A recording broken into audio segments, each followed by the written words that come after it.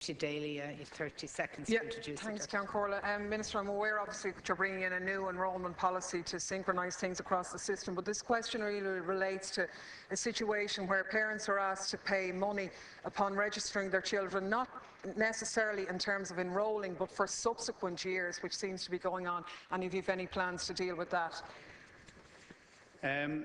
Recognised schools in the free education scheme have teaching resources and other funding allocated to them on a different basis from those schools that charge fees. Continued eligibility for such funding arrangements are contingent on a school not requiring mandatory fees or payments from existing pupils or from those seeking admission to the school. Therefore, it is both inappropriate and contrary to the Department's requirements that a recognised school, other than a recognised fee-paying school or fee-charging school, would require payment on a yearly registration fee as a condition of continued enrolment in the school. This is an issue that is addressed in the recently published draft legislation that is before the Oireachtas Education Committee, which will regulate these matters in a manner that hasn't been the case. The framework will also seek to improve the admissions process and ensure that the way schools decide on applications is structured, fair and transparent.